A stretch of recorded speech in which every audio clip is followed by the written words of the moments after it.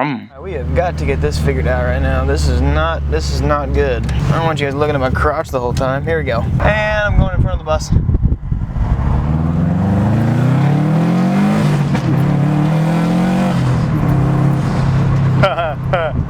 Oh, that's a good sound. Alright, I guess it feels amazing today, but I guess to roll the windows up. Because then you guys can't hear, and then you complain, and then that's no fun. I've gotten a pretty popular request lately. A lot of you guys are curious in terms of just moving forward. What are my future plans, or what are my future modifications, what are my future goals, whatever, for my Subaru STi. So, for your information, I drive a 2008 Subaru STi hatchback. And if you want to know what I've done to it, I do have a walk around video. Click the top right corner right now, because that just popped up, if you want to see more about what I've done to the car already.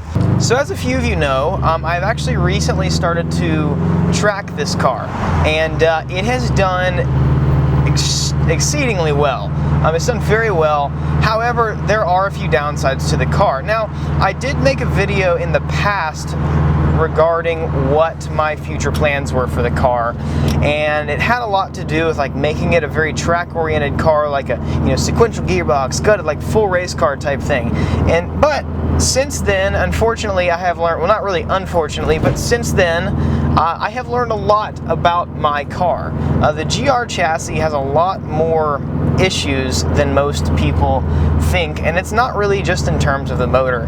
And the problem with Subarus as well is they really don't make for the best, I don't want to say great, but they don't make for the most ideal road racing cars out there. And this is discussion based from high performance driving enthusiasts and racing teams and such. So let's move on. What are my plans and what are my goals for this car? A lot of people think that like you guys are wondering if I'm gonna sell it, if I'm gonna buy something new.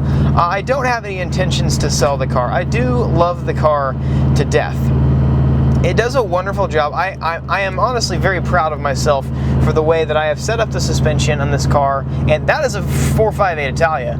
I really want to go touch it. I want to go touch it, and now I got a red light, so I can't go touch it. Okay, anyways, that was random.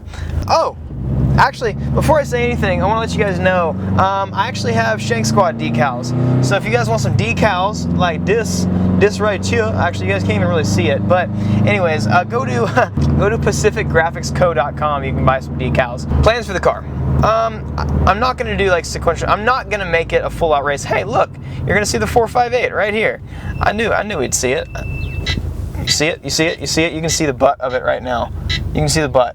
I love those carbon ceramic pads. A lot of people on the internet think that I should just go big turbo and waste a lot of money on having this car make ridiculous amounts of power. And that has never been really my intention for this car, because I know how incredibly inefficient these cars are in terms of how far your money goes in making horsepower. These cars don't make horsepower easily, and right now, like, my car is built, it makes 300 horsepower, and that dude just broke his neck looking at my car. That was funny. And it would honestly cost me like 5-6 grand to make like 400. Here we go. That was the 458. It cost me a lot of money to make decent power, so I'm not going to do that. I might do a turbo upgrade in the future, but a big problem that I've run into with this car is the engine cooling. This naturally happens with all Subarus, so you guys who think that I'm bashing Subaru or anything like that, you can get over yourselves. I'm not. The GR chassis in specific, even though the GD chassis and even the GC chassis were just as bad, this chassis has a lot of heating issues. Like well, for starters, the power steering fluid reservoir will actually start to boil if you race the car or drive the car hard enough for a long enough amount of time. It literally will start to boil, and that is very, very, very bad. Aside from that, oil pressure, oil temperature, coolant temperature, they both get extremely, extremely, extremely high very, very, very, very, very quickly on this car. And that is just due to really poor cooling with the car. Now, I do have a front mount intercooler, and a lot of people were just like getting upset. I posted something online about my car getting heat soaked, and everyone's like, oh, you upgraded to the front mount intercooler, it should be cold. No, ideally, yes, it does keep it cooler for a longer amount of time, but the car still overheats. So this car really, really likes to overheat. So it's kind of it's a bittersweet thing because, you know, I'm going to get something that's more track oriented. I'm thinking about doing a project car this summer, probably like a Miata, like a spec Miata build or something like that. It would be really, really fun, really cool for the channel.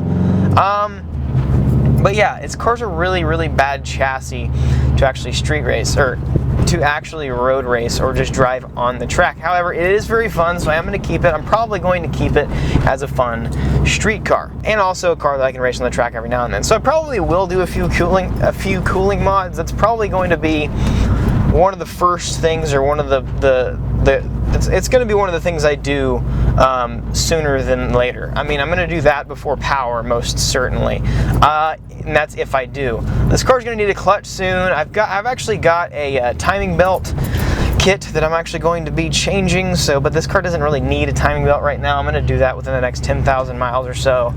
So yeah, unfortunately, this car, and I'm trying to be transparent with you guys, this car really is just not the best car to race, really, in any way, shape, or form. Now, and I've even talked to people who have raced for professional racing teams that have raced Subarus before. So this is coming from very, very reliable resources. So cooling mods are going to be a big thing for the car. I am going to keep it though. I do love this car, and unless something major comes up, like if I have to rebuild the motor again, I'm not going to do that. I'm going to sell the car as is. I don't care. I keep on saying super loud. Like, I don't know if you guys noticed that, but I keep on saying it super loudly, and it's probably really annoying.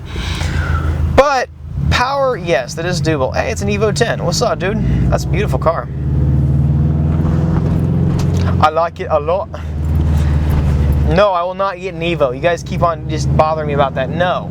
I'm not going to go 4-cylinder turbo to another all-wheel drive 4-cylinder turbo. That's just, it's so counterproductive and so, I don't know. Aside from all that kind of stuff, these cars actually have a bad, and there's another Subaru. These cars have a really bad issue with actually overheating the CV shaft boot.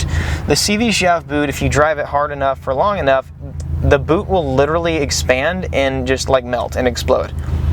So that's a pretty big deal. And also the Subarus naturally have a very high center of gravity, which isn't the worst thing in the world, but it's not ideal for racing. So that also is kind of another downside, if you will, for the car in terms of racing. So this is not going to be a car that I'm going to build ridiculously and like race. If anything, I would consider making it like a Pikes Peak, like hill climb car, but that is going to be very far in the future, and that's if I keep it, because that's going to be even more expensive, because I'm gonna have to go through turbos left and right. You know, I have to build the car even more. I have to do a lot of extensive fabrication. It's gonna be nuts. But you know, I do have a lot of plans for this car. I still plan on keeping it for a long time, but in terms of a track-oriented car, I'm going to be getting something different. Most likely a Miata, because those cars are just, if anything with a Miata, the really cool thing about those is I can get an Exocet down the line and just use the chassis of the Miata for even more amazing reasons. So yeah, not really going to be racing this car, but I love this car to death, so I'm going to be keeping it, and that's pretty much it.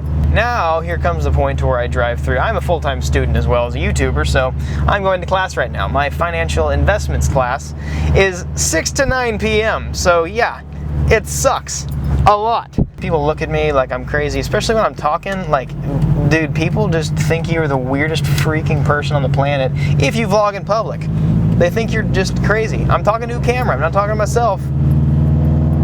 Anyways, I don't really have a bunch of plans. I really just wanted to talk to you kind of like the problems that I've kind of encountered with the car, I guess. Because this car truly does have a lot of problems. And I was actually very surprised to hear a lot of the things that this car had to deal with and this car kind of ran into. So, yeah, you're probably no more surprised than I was initially. But, you know, I'm glad I know that now and not later, and having to, you know, pay for stupid, extensive, you know, rebuilds and a bunch of just different crazy stuff. But yeah.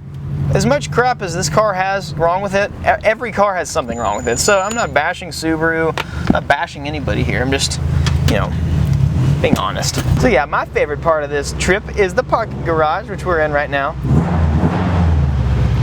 I love it. I love it. Other people don't love it, but I do. Anyways, so that's going to be it. I mean, if you guys have any questions or anything like that, you can obviously ask me in the comment sections. I'd be more than happy to try and answer you guys. Yeah, thank you guys for watching. I do have plans for this car, and I am going to be keeping it because I love it, but it's not ideal for what I initially did. So I really wanted to just kind of redo that video that I made a few months ago and kind of show you guys that, you know, things change, times change, you figure things out, and plans change. So yeah, that's pretty much my point here. Anyways, thank you guys so incredibly much for watching. If you guys want to watch any of that track footage or anything like that, I do have some with my car. I have the day in the life, which is awesome, and I do actually have raw driving footage as well. So go and check that out. If you guys have not already hit that subscribe button, hit subscribe, and I will see you guys next video. Oh, that was good.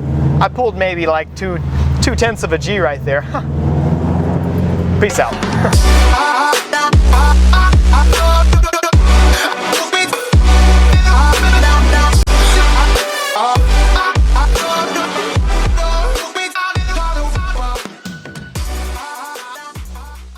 Man, this car just makes such great noises. Yeah, it's so good. So good.